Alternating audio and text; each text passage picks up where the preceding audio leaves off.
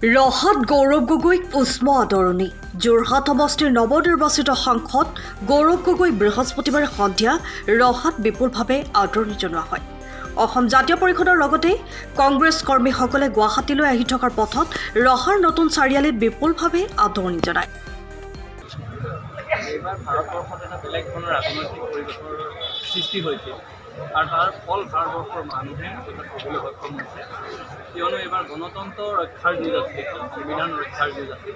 তাৰ উত্তৰ ইতিমধ্যে ৰাইজে দিছে। সেইকাৰণে আজিৰ তাৰিখলৈকে চৰকাৰ পাতিবলৈ সক্ষম হোৱা নাই। কেন্দ্ৰীয় চৰকাৰখন, ভাৰত চৰকাৰখন আজিৰ তাৰিখলৈকে প্ৰতিষ্ঠা কৰিবৰ কাৰণে তেওঁলোক সক্ষম হোৱা নাই। তেওঁলোক দিন পিছুৱাই থাকিব লগা হ'ল। 8 তাৰিখ 9 তাৰিখ হ'ব লগা হ'ল। তাৰপাছত এতিয়া কিমান দিনলৈকে পিছুৱাব সেইটো আজিলৈকে আচলতে সিদ্ধান্ত হোৱা নাই। কিন্তু আমি অসমৰ ৰাইজক ধন্যবাদ জ্ঞাপন কৰিছোঁ এটা কাৰণেই যে বিৰোধীয়ে এইবাৰ শক্তিশালী ভূমিকা লৈছে আৰু ৰাইজৰ আশীৰ্বাদ পাইছে। এইবাৰ ৰাইজে আচলতে মূল্যবৃদ্ধিৰ বিৰুদ্ধে ভোট দিছে। এইবাৰ ৰাইজে অত্যাৱশ্যকীয় খাদ্য সামগ্ৰীৰ মূল্যবৃদ্ধিৰ বিৰুদ্ধে ভোট দিছে। জীৱনদায়িনী ঔষধৰ যি আচলতে উচ্চ হাৰ দাম বঢ়াইছে তাৰ বিৰুদ্ধে ভোট দিছে।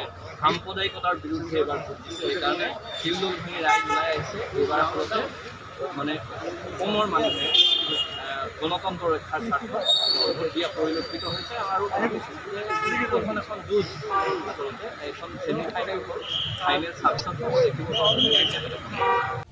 সময়ৰ খবৰ সময়ত পাবলৈ ফ'ল' কৰক টাইম অফ আছাম।